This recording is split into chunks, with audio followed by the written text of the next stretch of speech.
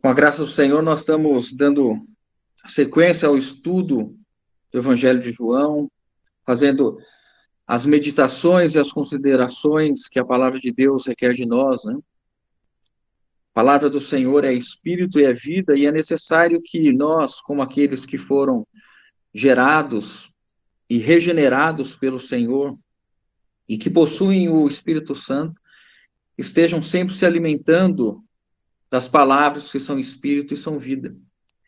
E Deus tem, na sua palavra, o Evangelho de João, e nós estávamos orando agora há pouco, né, e agradecendo e louvando a Deus por este Evangelho, por esta bendita palavra santa, né? E eu gostaria de convidar os irmãos para nós lermos, antes de entrarmos especificamente no capítulo de hoje, nós veremos o capítulo 5, do versículo 1 ao versículo 18. Mas antes, eu gostaria de ler para os irmãos o Evangelho de João, capítulo 21, versículo 25 diz assim, Evangelho de João, 21, 25. O último versículo deste evangelho diz: há, porém, ainda muitas outras coisas que Jesus fez. Se todas elas fossem relatadas uma por uma, creio eu que nem no mundo inteiro caberiam os livros que seriam escritos. João está terminando aqui, né, o seu último versículo, e ele está exultante, ele está cheio de alegria, ele está gozoso, dizendo que se fosse possível relatar tudo o que Jesus fez no seu ministério terreno, não haveria possibilidade de escrever. Claro que ele está falando isso numa linguagem figurada, né? Nós tivemos aí o ministério do nosso Senhor Jesus, aproximadamente 3 anos e meio, e Jesus está e João está exaltando tudo que Jesus fez. Mas há algo, irmãos, dentro deste evangelho que é muito significativo para nós, relatado no versículo 30 e 31 do capítulo 20 de João, que é dito o seguinte, João 20, 30 e 31. Na verdade, fez Jesus diante dos discípulos muitos outros sinais que não estão escritos neste livro. Acompanhe comigo aí o 31, por favor. Estes, porém, foram registrados para que creiais que Jesus é o Cristo, o Filho de Deus, e para que, crendo, tenhais vida em seu nome. Então, de tudo aquilo que Jesus fez, de tudo aquilo que foi presenciado pelos homens, de tudo aquilo que foi realizado no ministério terreno de Jesus durante o seu período aproximado de 3 anos e meio, há uma seleção pelo Espírito Santo de sinais que estão relatados neste evangelho, e esses sinais foram escolhidos com o seguinte propósito, como é dito aqui, para que creiais que Jesus é o Cristo, ou seja, para que reconheçam que Jesus é o ungido, é o Messias, é o enviado de Deus, e ele é o que cumpre todas as profecias a respeito deste Messias, deste ungido que viria, do libertador que viria, que está no Antigo Testamento. Jesus é o cumprimento destas profecias, e o apóstolo João, movido pelo Espírito Santo, está dizendo isso. Os sinais, né? Essas indicações que apontam para a realidade, que apontam para a situação verdadeira, né? O sinal é isso, ele serve para indicar, fazer uma referência. Quando nós vemos uma placa de trânsito indicando, né, uma curva à direita, a placa em si não é a curva, ela é um indicativo de algo real que está próximo a acontecer. E os sinais selecionados, eles têm essa finalidade de transmitir ao ouvinte, ao leitor, aquele que está diante do texto, o reconhecimento que Jesus é o escolhido de Deus, ele é o ungido, ele é o Messias. É sobre ele que todas as profecias se cumprem. É sobre ele que todas as profecias foram realizadas. Ele está no tempo certo, na hora certa, no lugar certo, cumprindo todas essas profecias. E não somente que ele é o Cristo, ele é o Filho de Deus. Essa é uma linguagem para dizer que Jesus, ele é divino. Jesus não é somente humano, Jesus é divino. Filho de Deus é maneira, na língua grega, de se dizer divino, né? Assim como filho da ira era utilizado a expressão na língua grega para dizer iracundo, aquele que se ira, né? Filho da luz para dizer iluminado. Então, filho de Deus é para dizer divino. Filho do homem para dizer humano.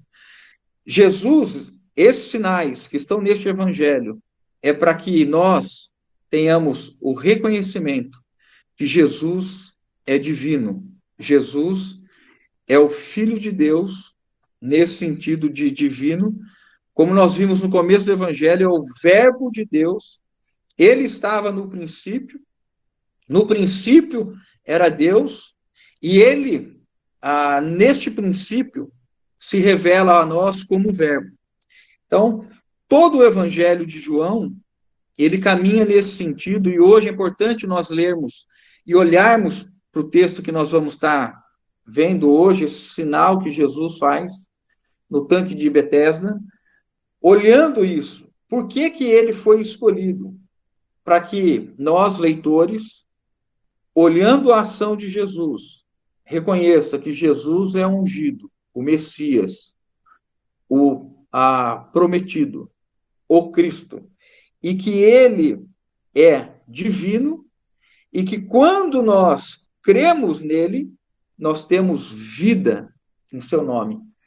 Então, nós devemos lembrar que este evangelho foi escrito quase no final do primeiro século. As igrejas, as assembleias, as comunidades já sofriam um certo ataque contra a divindade de Jesus. Alguns ensinos já diziam que Jesus não poderia ser divino, porque ele sendo matéria, ele sendo carne e osso, e já existia ali os primeiros pensamentos nesse sentido de que o que era carnal não era santo, era impuro, era profano.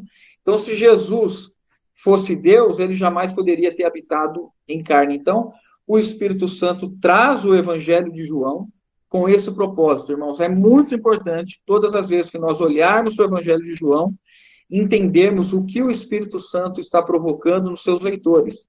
Seja os primeiros leitores, ou seja, as assembleias do primeiro século ali, mais ou menos quando João escreveu, aproximadamente no ano 90, né? E a partir de então, desde que o texto sagrado foi escrito, todos os filhos de Deus, toda a igreja tem estado atenta a isso. Jesus, ele é o Cristo, Jesus é divino, e somente no nome de Jesus nós temos vida, nós temos a vida de Deus, a vida eterna, a vida permanente, a vida indestrutível. Louvado seja o Senhor. Então, irmãos, com esse propósito, né, com esse olhar, com esse foco, nós vamos ler, eu vou ler para os irmãos, o capítulo 5, do versículo 1 ao 9. Do 1 ao 9. Diz assim: passadas estas coisas, havia uma festa dos judeus. Eu estou em João, capítulo 5, versículo 1. Passadas estas coisas, havia uma festa dos judeus, e Jesus subiu para Jerusalém. Ora, existe ali, junto à porta das ovelhas, um tanque chamado, em hebraico, Betesda, o qual tem 5 pavilhões. Nestes jazia uma multidão de enfermos, cegos, coxos, paralíticos, esperando que se movesse a água, porquanto um anjo descia em certo tempo, agitando-a, e o primeiro que entrava no tanque, uma vez agitada a água, sarava de qualquer doença que tivesse. Estava ali um homem enfermo, havia 38 anos. Estava ali um homem enfermo, havia 38 anos. Jesus, vendo-o deitado, sabendo que estava assim, havia muito tempo, perguntou-lhe: Queres ser curado? Respondeu-lhe o enfermo: Senhor, não tenho ninguém que me ponha no tanque quando a água é agitada, pois enquanto eu vou, desce outro antes de mim. Então lhe disse Jesus: Levanta-te, toma o teu leito e anda. Imediatamente o homem se viu curado e, tomando o leito, pôs-se a andar. E aquele dia era sábado. Nós começamos este capítulo, então, com Jesus subindo para Jerusalém para uma festa. Aqui não há uma preocupação do autor em dizer qual festa era essa. Então, se o autor não se preocupou em identificar qual festa era, entendo que não é uma preocupação que nós devemos ter. Alguns dizem que era a Páscoa, outros dizem que era a Pentecostes. Então, como nós sabemos que o foco de toda a passagem não está na festa, mas naquilo que foi operado pelo Senhor e no quadro envolvendo essa situação, nós não temos essa preocupação em saber qual festa era, né?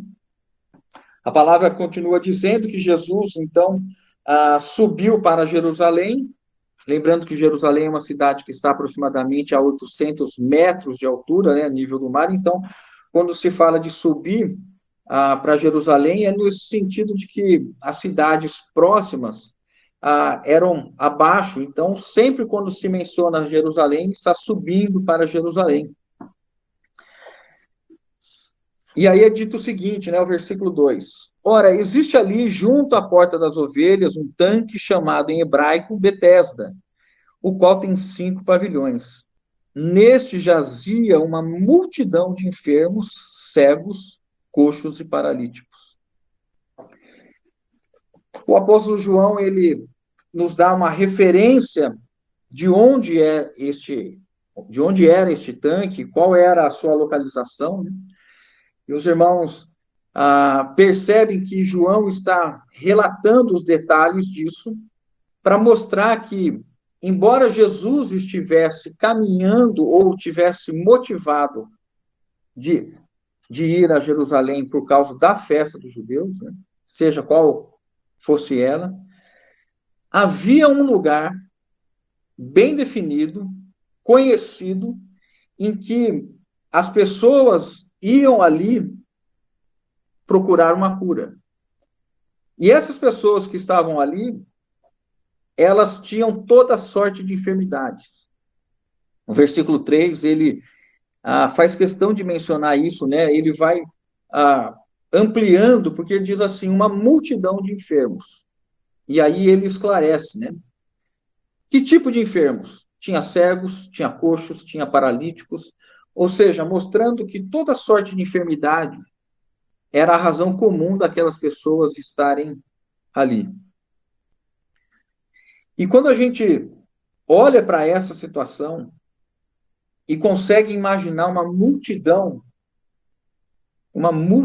de enfermos, nós podemos pensar o seguinte: quem de nós gostaria de ir a este lugar? Quem de nós se sentiria motivado, animado para ir a este lugar? Jesus, ele inicialmente vai a Jerusalém para uma festa, né? Mas ele vai ao encontro dessas pessoas que estão relatadas aqui no versículo 3, porque jazia uma multidão de enfermos. O versículo 4, ele coloca para nós, né, uma situação, se os irmãos olharem aí, acho que a maioria aqueles que estiveram com a Bíblia no papel, né, podem olhar o versículo 4, o versículo 4 todo está entre colchetes. Isso significa que este texto não é encontrado em todos os manuscritos. Há manuscritos, então, que não têm este versículo 4. Por isso que o editor dessa nossa Bíblia, aqui eu estou com a revista atualizada de Almeida, ele coloca entre colchetes, porque se você, conforme o manuscrito que for adotado, você não vai encontrar o versículo 4. E conforme o manuscrito que for utilizado, vai se encontrar o versículo 4. Como que o autor, então, como o editor, então, solucionou isso? Ele colocou entre colchete para avisar isso para nós. Mas isso é relevante, irmãos? Isso é relevante no seguinte sentido. Quando nós encontramos a ação de Deus em toda a Escritura, nós sabemos que Deus ele quer se manifestar por meio da Sagrada Escritura, fazendo com que nós tenhamos uma compreensão plena e perfeita de tudo que Deus faz, e para que nós possamos conhecer plenamente a sua palavra. Quando nós lemos esse versículo 4, eu e os irmãos podem perceber que ele tem um cunho de fazer um esclarecimento. Mas nem mesmo o fato aqui do anjo agitar as águas, ele é relevante para o que vai acontecer com este enfermo, com este paralítico. Porque não foi o anjo, não foi o tanque que realizou aquilo que se operou na vida dele. Então, o versículo 5, né, se nós lermos ao versículo 5, o apóstolo coloca para nós: estava ali um homem enfermo, havia 38 anos. Jesus, vendo-o deitado, sabendo que estava assim havia muito tempo, perguntou-lhe: queres ser curado?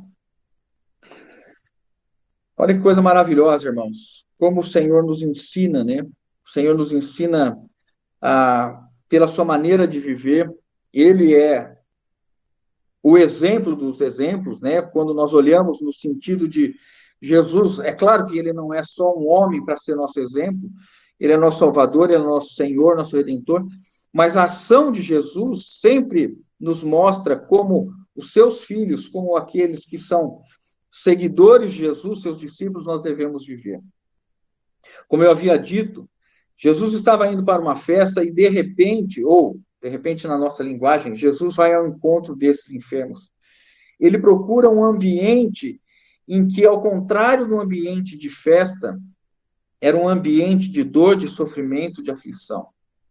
Jesus voluntariamente escolhe estar com aqueles que estão sofrendo, padecendo, que se encontram longe de qualquer motivo de alegria, entusiasmo, mas Jesus não se furta a comida que ele tinha. Uma comida tenho, essa comida consiste em fazer a vontade daquele que me enviou, que nós vimos no capítulo 4. Jesus, então, aqui não se permite ser guiado pelo seu desejo de alegria ou de felicidade. Ele está com o coração proposto a estar com aqueles que padecem, com aqueles que estão excluídos, com aqueles que estão distantes, com aqueles que não têm razão alguma para celebrar ou comemorar. Talvez a vida de algumas pessoas nessa terra seja uma festa, mas a grande maioria dos homens, e mesmo esses que aparentemente se julgam estar em uma festa, e os irmãos entendem o que eu estou querendo dizer de festa, e também aqui só estou ampliando um pouco a questão da festa, né, porque a festa dos judeus, qualquer uma das festas que fosse, tinha, pelo menos da parte de Deus, a designação dele ser louvado, honrado, de ter gratidão do povo, né? Mas eu estou usando agora a questão da palavra festa para mostrar que as pessoas que imaginam estar vivendo neste mundo numa festa, é porque elas estão atribuindo tudo o que elas têm, talvez, a uma questão financeira, a uma questão de poder, de status. Mas a grande maioria das pessoas sofrem. Nós vivemos num mundo que jaz no maligno. Nós vivemos num mundo em que nós não precisamos ir longe para ver sofrimento. Nós estamos num ambiente em que as pessoas sofrem, talvez dentro de casa, no muro vizinho, na mesma rua, no mesmo trabalho, na mesma escola. Elas sofrem. E elas estão ali porque há alguns que não querem ir no ambiente de dor, de sofrimento, porque este não é um ambiente para o qual eles entendem que a vida humana tem significado e propósito. Quando a gente lê o texto de Hebreus, capítulo 12, eu vou fazer a leitura para os irmãos, 2 e 3, diz assim: olhando firmemente para o autor e consumador da fé, Jesus, o qual, em troca da alegria que lhe estava proposta, Jesus, o qual, em troca da alegria que lhe estava proposta, suportou a cruz, não fazendo caso da ignomínia, ou seja, do desprezo, da vergonha, da humilhação. Jesus, então, tinha uma alegria proposta na sua condição do Deus exaltado, na sua condição somente de divino, né? Somente de Deus, mas ele, quando se encarna, quando ele assume a forma humana, ele abre mão da alegria que lhe estava proposta e aceita a padecer das mesmas limitações da carne e sangue, e não se furta de estar com aqueles que sofrem e padecem. E que isso, irmão, seja para nós uma pergunta para esses dias, para esse momento, para o hoje, dentro dessa simbologia ou dessa analogia que eu estou fazendo, ir a uma festa ou estar com os que sofrem, qual é o caminho que nós temos tomado? Nós estamos abertos a permitir que Deus nos tire de um ambiente festivo para nos levar a ver o sofrimento e a aflição dos homens? Quantas vezes procuramos estar ou viver somente em ambientes alegres e ignoramos que o Senhor nos enviou para um mundo que padece, um mundo que jaz o maligno, um mundo que sofre, um mundo em que há pessoas escravizadas pelo maligno, né? Todos se encontram assim, por isso que Jesus, em Lucas 4, diz que ele veio proclamar a libertação aos cativos, curar aos que são cegos, os coxos, né? E nós somos esses que, para realizar isso, para levar a boa nova da salvação, não pode viver somente no ambiente de festa, né? Creio que os irmãos entendem o que eu estou dizendo. Não estou dizendo que nós não podemos estar nesses ambientes na nossa vida. Durante algumas vezes da vida nós vamos estar, devemos estar e devemos também nos alegrar. Mas os irmãos entendem o que eu estou dizendo aqui, né? E nós lemos então aqui, irmãos, que este homem do versículo 5, ele estava enfermo há 38 anos. E Jesus, vendo deitado, sabendo que ele estava assim há muito tempo. Por um lado, nós podemos olhar para este homem e saber que durante 38 anos ele alimentou uma esperança de ser curado, e que pelo fato dele estar ali, não significa que ele estivesse durante todo este tempo, mas que há 38 anos ele estava enfermo, mas que ele sempre estava mantendo e alimentando uma esperança de cura. Eu creio que nós podemos aprender alguma coisa aqui com ele. Creio que nós podemos olhar e saber que longos períodos de sofrimento, de dor, de aflição, tristeza, de dificuldade, de problema, podem ocorrer em nossa vida. Mas nós, como este homem, devemos permanecer com a esperança que ele tinha, embora a esperança nesse momento dele aqui tivesse focada em algo que não é o próprio Senhor Jesus, mas ele tinha uma esperança de ser curado e ele não havia desistido. E talvez tenha sido essa uma das razões pelas quais o Senhor foi até ele. É claro que se nós olharmos um ambiente todo desse de enfermidade, de cegos, de coxos, de paralíticos, um ambiente em que eu imagino, né, você ouve pessoas chorando, gemendo, clamando, angustiadas, e estudando e vendo a respeito disso aqui, irmãos, há relatos de que os primeiros lugares eram vendidos e dado a pessoas de classe ou condições para que eles pudessem gozar desse benefício. Então você olha uma situação dessa, em que uma multidão, e se isso for de fato verídico, os primeiros lugares estarem ali pelas pessoas que poderiam ter uma condição melhor ou contar com privilégio. Além de toda a dificuldade, você ainda olha e vê uma situação de injustiça. E este homem está ali há 38 anos. Quando Jesus mira para ele, olha para ele, né? Ele possivelmente, também é uma inferência minha aqui, se não mais um dos mais debilitados e mais carentes e mais aflitos dos que estavam lá. Porque uma enfermidade de 38 anos, nós não conseguimos nem fazer ideia, né, irmãos?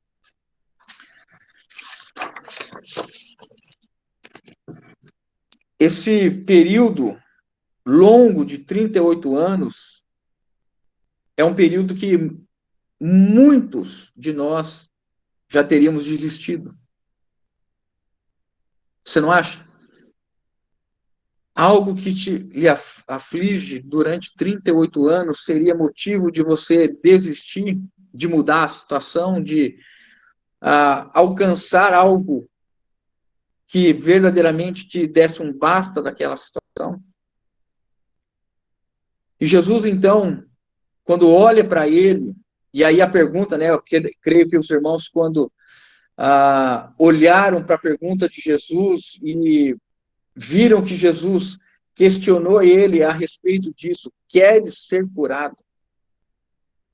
Um homem que está há 38 anos buscando a cura, um homem que está deitado e que certamente contava com a ajuda de outros para estar até mesmo ali naquela condição.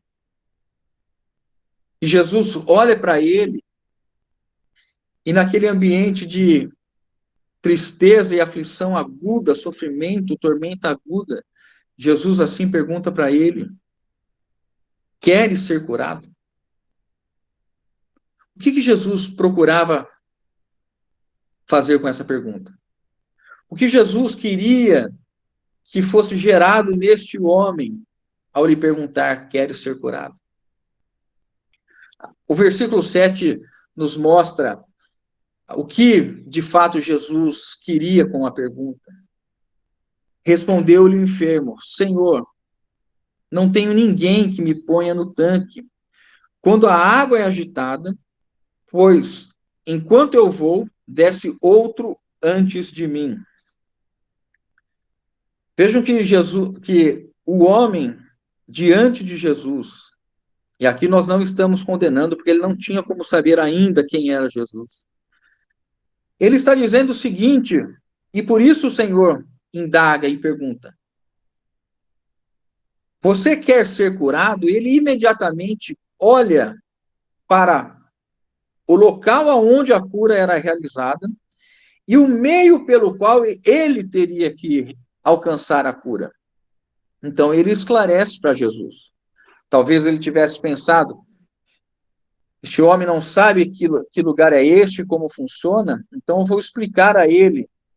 Senhor, não tenho ninguém que me ponha no tanque quando a água é agitada, pois enquanto eu vou, desce outro antes de mim.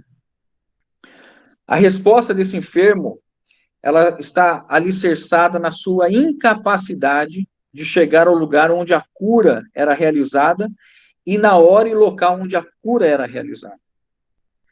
Ele está dizendo para Jesus que ele não tinha condição de ser curado ou de alcançar a cura. Ele está dizendo para Jesus que aquilo que lhe proporia, que lhe geraria a cura, para ele era impossível. Embora ele persistentemente buscava isso durante um longo período. É natural, irmãos, é comum, muitas vezes, nós olharmos para como nós podemos sair ou como nós podemos mudar essa situação. E nós não olhamos para quem está propondo realizar a mudança, realizar a cura, realizar a transformação.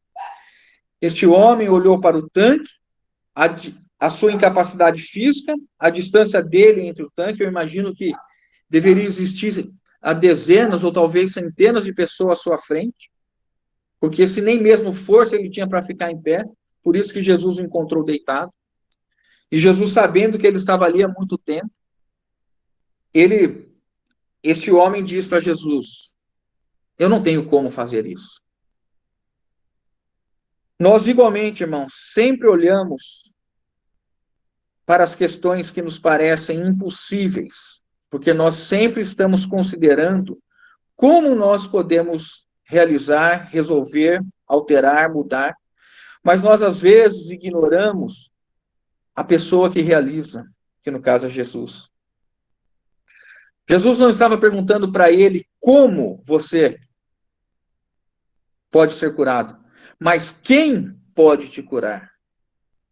De igual modo, hoje, irmãos, nenhuma circunstância enviada por Deus é para que nós olhemos para as circunstâncias. Nenhuma. Mas como eu li no texto de Hebreus, né? 12, vou retomar o texto aqui. Olhando firmemente para o autor e consumador da fé, Jesus. Jesus está chamando a atenção deste homem e falando, por isso que ele perguntou, queres ser curado? Porque ele sabia que o homem iria dizer isso. Jesus está dando oportunidade para o homem reconhecer que ele está com o foco e com a fé nesse sentido, de esperar chegar no tanque, de esperar entrar no tanque. Jesus está dizendo para ele, não olhe para o como, não olhe para o onde, mas olhe para quem.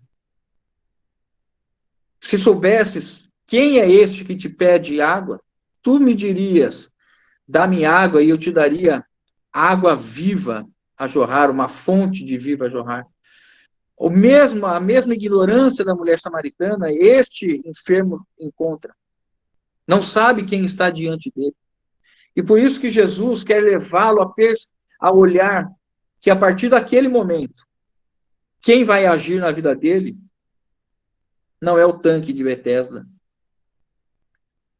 Não é mesmo a água que se agita. Não é mesmo ele chegar primeiro. Mas quem vai realizar é o Cristo, o ungido, o Messias, em quem todas as promessas se cumprem. É o divino Filho de Deus, o Verbo encarnado, aquele que é Deus, aquele que estava com Deus e que é Deus. Este homem que deixou a alegria que lhe estava proposta e assumiu a forma de servo e voluntariamente se dirige aos que padecem, aos que choram, aos que sofrem, este está diante dele agora, dizendo para ele, não é como e nem onde, mas é quem. Eu sou este quem.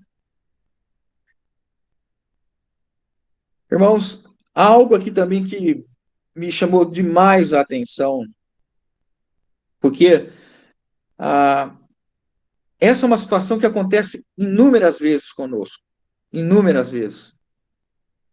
Nós somos levados e motivados a viver uma vida cristã e nós temos sido, diversas vezes, recentemente, nós temos ouvido isso. Nós estamos sempre olhando para o visível e não para o invisível, né?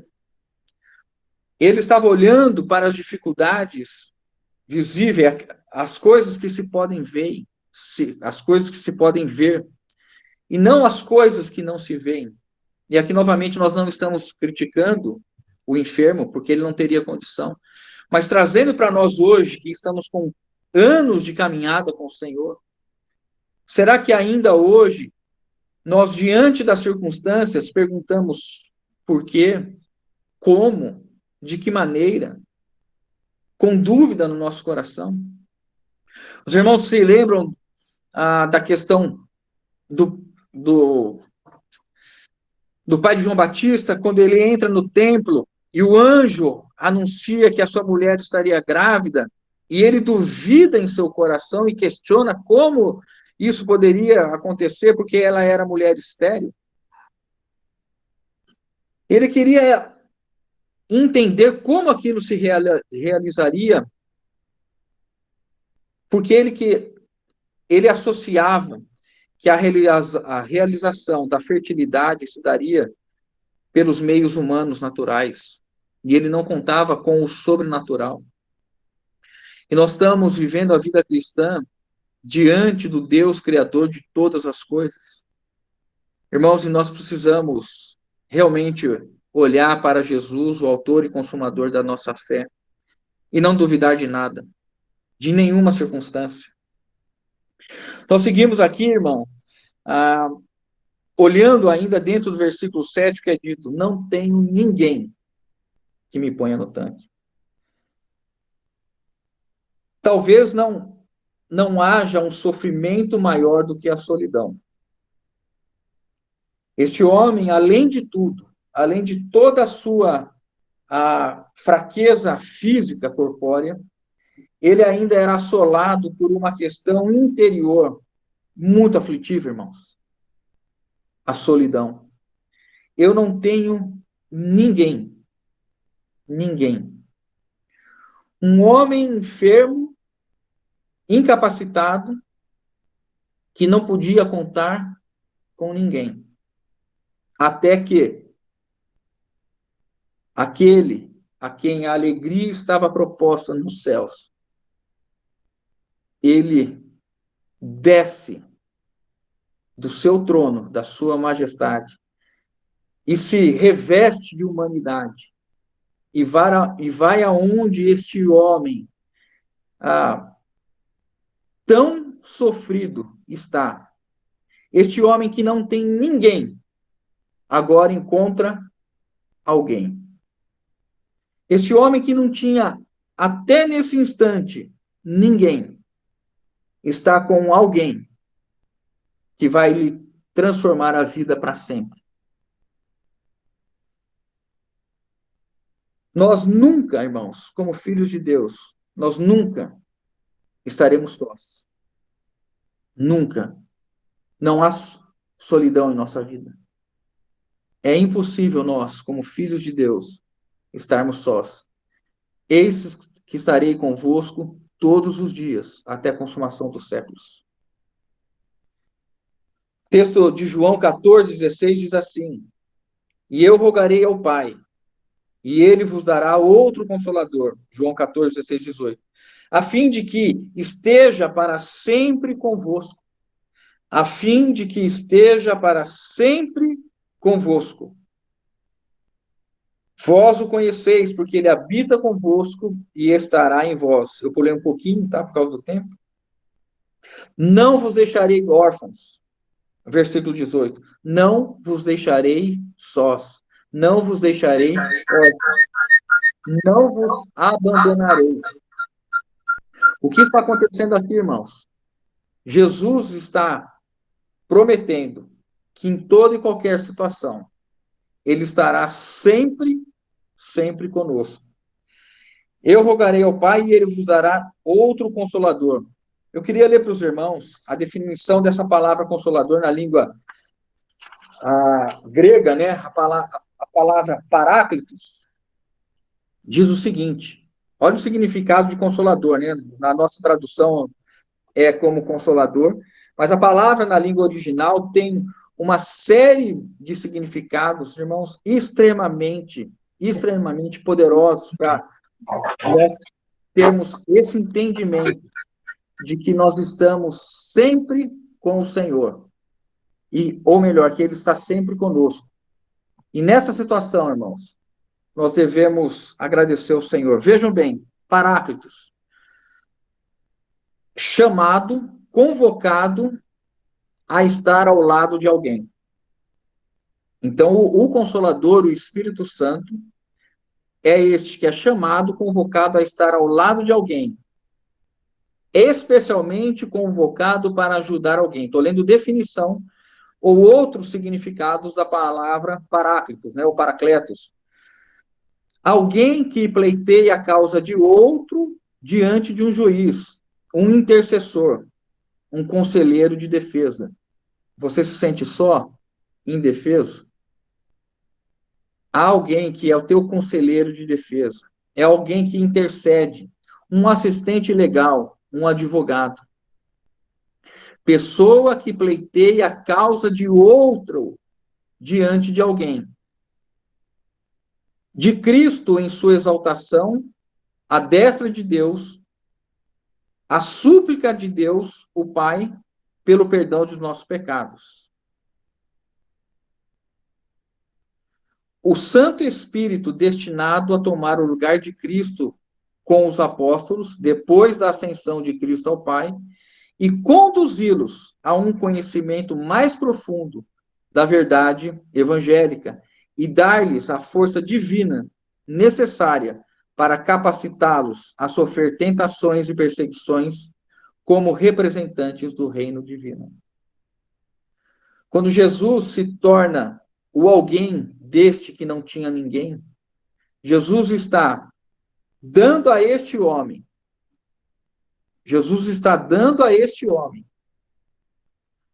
algo que ele não precisaria, mas se esforçar para conseguir. Jesus vem até ele, como nós oramos, né? Jesus vai até o que não poderia se levantar. Jesus busca o enfermo. E por outro lado, irmãos, nós devemos olhar e entender isso como um desafio para nós, ou como parte da nossa missão.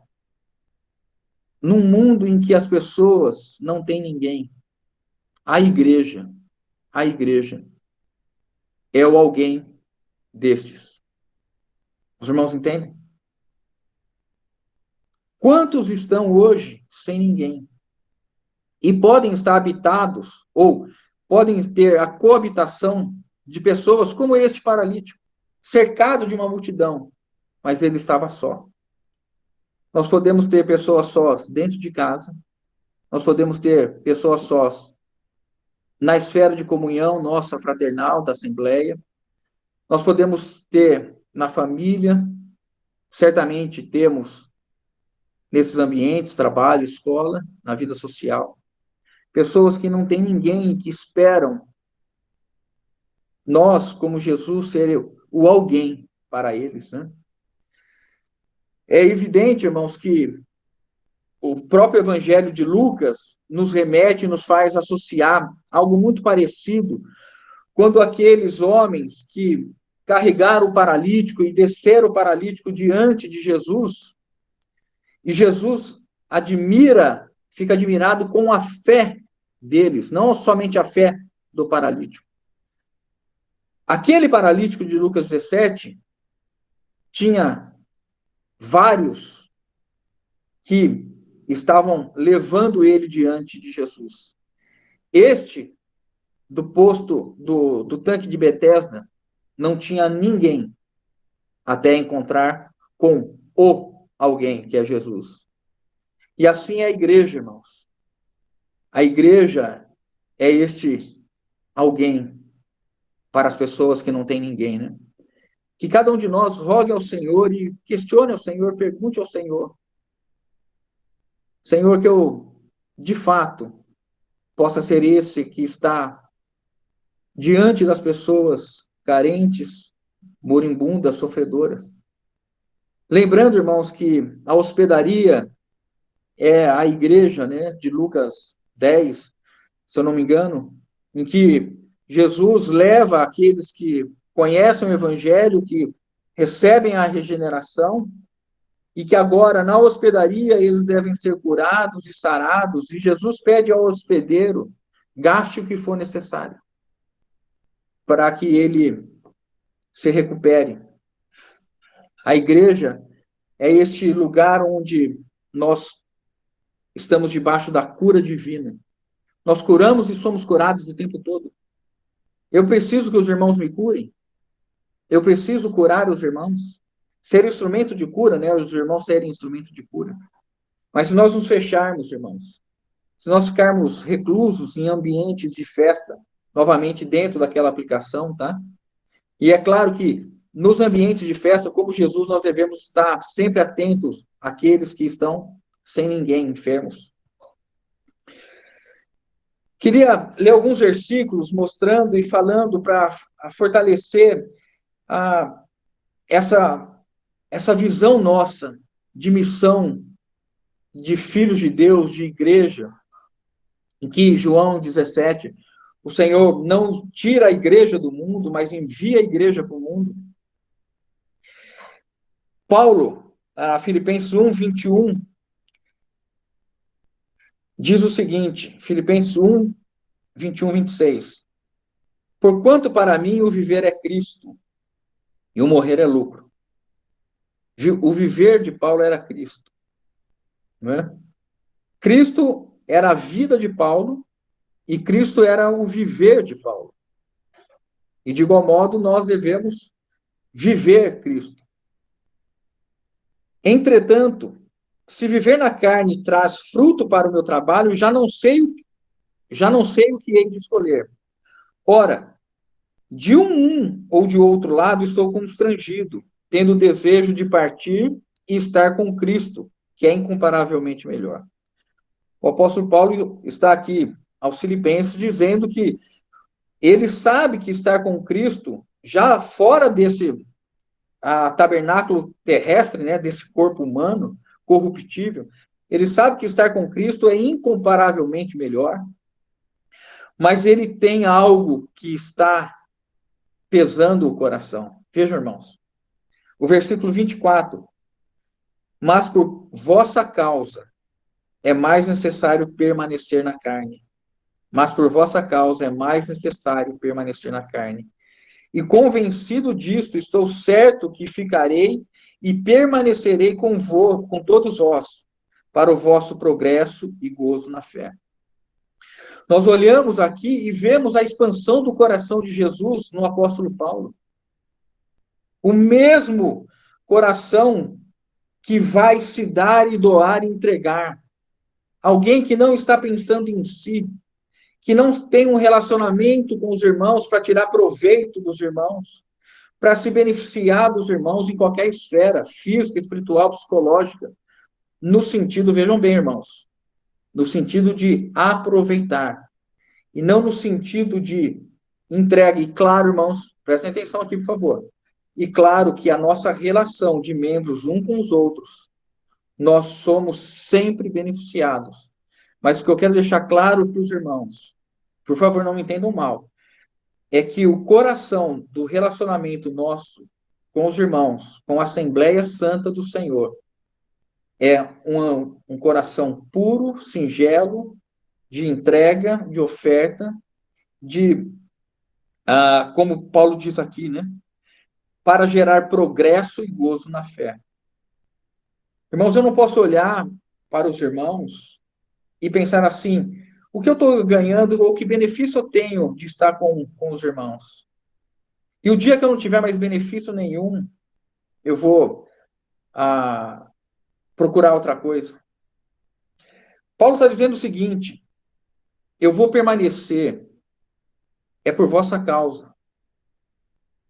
Eu vou estar aqui deixando a festa dos judeus para ir no lugar de sofrimento, para ir no lugar onde há uma multidão que chora, uma multidão que geme, um ambiente de tristeza, porque eu quero fazer a vontade daquele que me enviou. Mas por vossa causa é necessário permanecer na carne, para o vosso progresso e gozo na fé. Nós devemos olhar sempre para os irmãos e dizer o seguinte, eu tenho gerado progresso, eu tenho trazido alegria e gozo na fé dos irmãos? Ou a minha atitude, o meu comportamento traz tristeza, preocupação? Novamente, irmãos, nós precisamos sempre do Espírito Santo para entender, né, que quando a gente faz a exposição e se enfoca a algo, nós não estamos contradizendo talvez um outro ponto. Nós estamos simplesmente dizendo o seguinte, há uma necessidade de visão santa, correta, do que é o nosso relacionamento fraterno, o nosso relacionamento de compromisso com os irmãos, o nosso compromisso de entrega e de sofrer por causa dos irmãos, de estar atento à necessidade dos irmãos.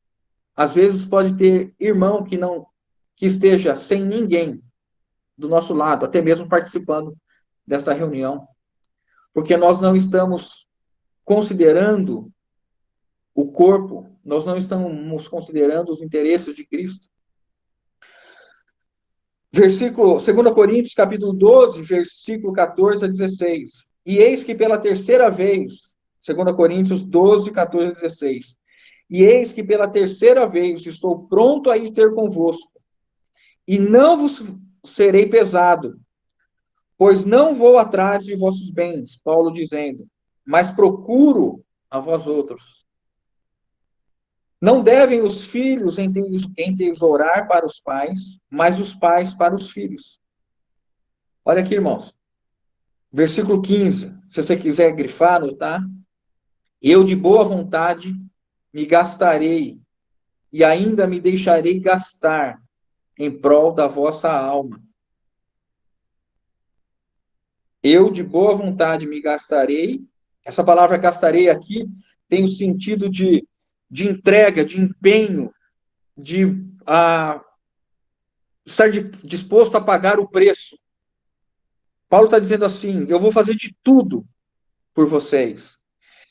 Eu vou fazer de tudo. E não somente eu, mas eu ainda vou me sujeitar a todas as exigências que vocês fizerem a meu respeito.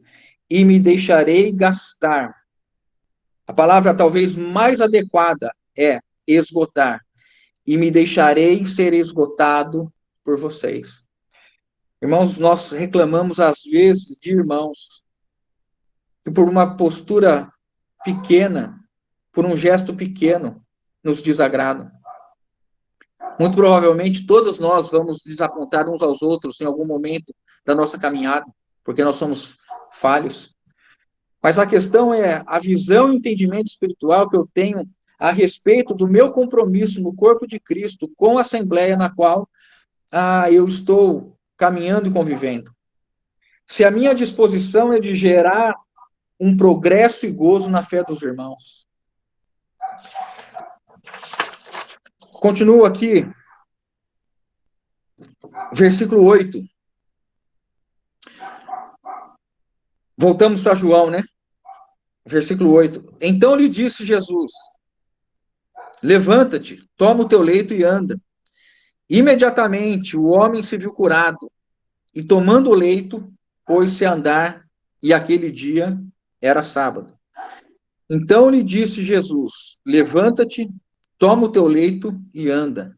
Imediatamente o homem se viu curado, e tomando o leito, pôs-se a andar. E aquele dia era sábado. Jesus, então, efetua, realiza aquilo que o homem jamais imaginou que poderia acontecer. Jesus, então, é o responsável pela cura. Jesus determina que este homem se levante e que, depois de 38 anos, irmãos, imagine a cabeça desse homem. Qual seria a coisa mais improvável que este homem imaginaria fazer depois de 38 anos? Era estar de pé. E a primeira coisa que Jesus manda ele fazer é: se levante, se ponha de pé. Jesus não disse: vamos esticar primeiro a perna direita, mexa agora para frente o pé, estique bem a ponta, doeu a tua panturrilha, agora movimente a perna esquerda, flexione as duas. Jesus não diz isso. 38 anos, irmãos. Não são 3 dias, nem 3 meses, nem 3 anos. 38 anos. Vivendo uma situação de pura dificuldade. Mas até o momento em que, na providência de Deus, este homem, ele é plenamente curado. Levanta, toma o teu leito e anda. Quem é este? que diz? Ele é o autor e consumador da fé. Quem é este que diz? Ele é o Cristo, o divino, o Filho do Deus vivo, em quem crendo nós temos vida e vida em seu nome. Jesus é divino, a sua boca é divina, as suas palavras são divinas e as suas ações são divinas. Enquanto Jesus cura, Jesus capacita este homem a viver a sua cura, e agora, de uma maneira absolutamente nova, ele determina que este homem faça o que ele não poderia mais fazer. Este homem que estava enfermo, este homem que estava doente, e nós sabemos a razão disso, né? O versículo 14, Jesus diz assim, e nós vamos entender por que ele estava assim. Versículo 14, mais tarde Jesus o encontrou no templo e disse, olha, que já estás curado, não peques mais, para que não te suceda coisa pior.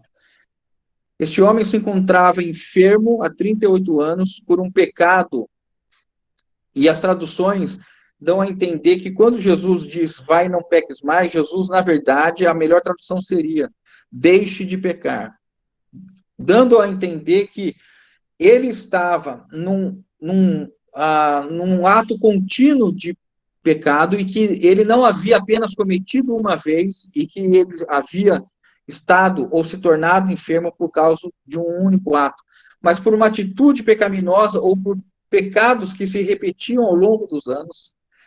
E Jesus está então agora realizando a cura, colocando este homem em pé, mostrando que somente ele, Jesus, na condição de ungido, de divino, poderia realizar as mesmas obras de Deus, já que os judeus sabiam que somente Deus poderia curar. Este homem agora, além de estar em pé, ainda tem que carregar o seu leito. Imagine isso, irmãos.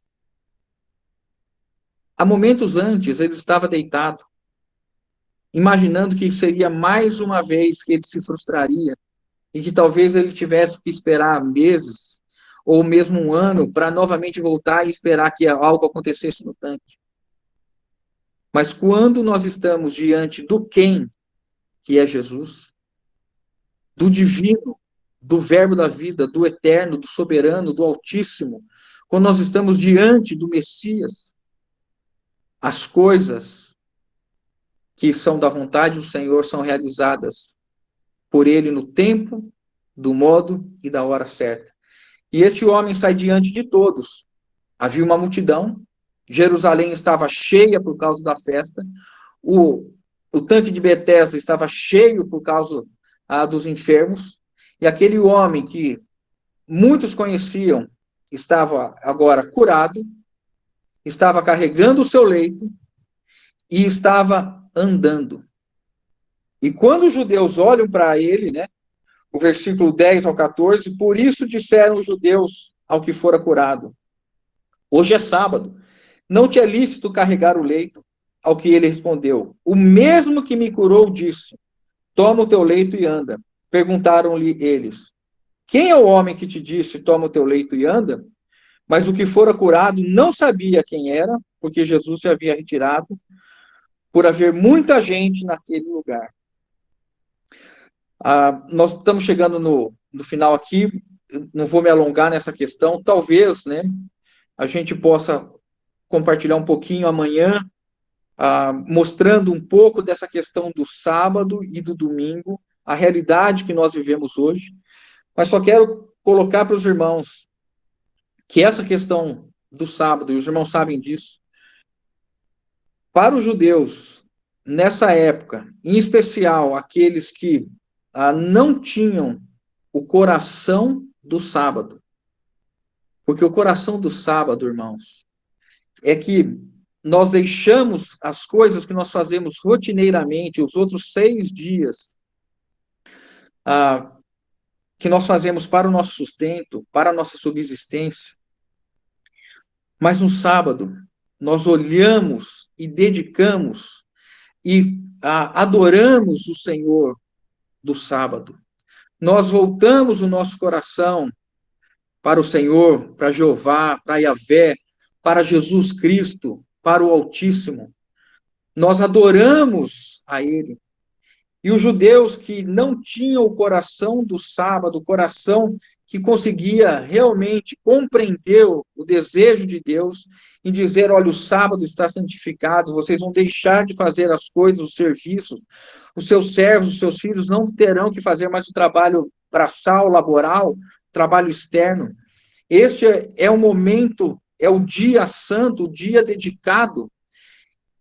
Estes homens com o coração duro, empedernido, eles deixam de reparar num homem que fora curado de uma enfermidade de 38 anos para dizer assim, você está violando o sábado, está carregando uma cama, não sabe que isso não pode? Vejam, irmãos, o que o sistema religioso pode fazer, porque o sistema religioso, ele desumaniza, ele retira o divino e estabelece o ritual, o ritualismo. Por isso que Jesus fala assim, vocês coam a mosca, mas engolem o camelo. Vocês olham as coisas que são mínimas, exigem que os outros realizem, mas vocês mesmos não se importam de viver de uma maneira longe, distante de mim, vocês me honram com os lábios, mas o coração está distante. Que finalizando, né, só para a gente praticamente poder dizer que cumpriu aqui os versículos, o versículo 14 diz o seguinte, estou terminando mais 2 minutinhos, tá, irmãos? Mais tarde, Jesus o encontrou no templo e lhe disse, olha, que já estás curado, não peques mais, para que não te suceda coisa pior. O homem retirou-se e disse aos judeus que fora Jesus que o havia curado. E os judeus perseguiam Jesus, porque fazia estas coisas no sábado. O que Jesus havia feito até aqui? Jesus havia curado no sábado, e Jesus havia dito para o que fora curado, para ele tomar o leito, andar. Mas eles, então o 16, né? Essas coisas no sábado. Os judeus perseguiam Jesus porque ele realizava essas coisas no sábado. É a primeira menção no Evangelho de João da perseguição instituída a Jesus, né? Mas ele disse, meu pai trabalha até agora e eu trabalho também. Nós não temos tempo para aprofundar nessa questão, mas o que Jesus está dizendo e que choca agora os judeus é que os judeus no culto público, quando eles estavam nas sinagogas, eles se referiam a Deus como pai porque era o pai da nação de Israel. Era o pai de Abraão, de Isaac e de Jacó. Então, coletivamente, eles se viam e se sentiam capacitados de chamar Deus de pai. Mas, individualmente, não era usual a um judeu dizer ou se referir a Jeová como pai. E Jesus diz assim, o meu pai até agora trabalha e eu também. 18. Por isso, pois os judeus ainda mais procuravam matá-lo, porque não somente violava o sábado, e Jesus não violou o sábado, porque amanhã, se Deus permitir, nós vamos ver rapidamente, tá? Essa questão. Mas também dizia que Deus era o seu próprio Pai. Vejam, irmãos, fazendo-se igual a Deus. E, de fato, o objetivo do Evangelho de João é relatar a divindade de Jesus, mostrando que não há separação alguma em essência e natureza do Pai, do Filho e do Espírito Santo. O único Deus, triuno, que se manifesta nas 3 pessoas. Usamos a palavra pessoas porque a nossa linguagem não permite outra maneira. O Pai, o Filho e o Espírito são um em essência, mas tem as 3 pessoas, o Pai, o Filho e o Espírito. Então, aqui, de fato, Jesus, quando ele se refere a Deus como seu Pai, dizendo que ele trabalha, ou seja, que há uma atividade permanente, que não se rompe, que não se interrompe, e que esta atividade Jesus está fazendo de manifestar o Evangelho para a honra e glória de Deus. Qual é o ministério de Deus? Qual é o objetivo de Deus, irmãos? O objetivo de Deus é convergir todas as coisas ao seu Cristo. Desde a criação, depois que houve a queda, a restauração, não é? Esse processo que o Senhor redimiu o homem através de Jesus, só visa uma coisa. Só visa uma coisa. Trazer todas as coisas ao encabeçamento de Cristo e assim glorificar a Deus. O homem foi criado à imagem e semelhança de Deus glorificá-lo. E um homem que se encontra com um pecado há 38 anos, e um homem que se encontra enfermo há 38 anos, quando é sarado, quando é curado, ele manifesta e exterioriza a glória de Deus. E o evangelho, então, assim é cumprido. Então, Jesus jamais violou o sábado. Amanhã nós vamos falar um pouquinho mais disso. Mas Jesus fez questão de fazer as mesmas obras de Deus, para que os homens pudessem reconhecê-lo como divino. E termino aqui, né? Com o mesmo versículo que nós lemos inicialmente. Na verdade, fez Jesus diante dos discípulos muitos outros sinais que não estão escritos neste livro. Estes, irmãos, porém, foram registrados para que creiais que Jesus é o Cristo, o Filho de Deus, e que, crendo, tenhais vida em seu nome. Louvado seja o Senhor. Vou orar agora, e depois também os irmãos que quiserem orar, né?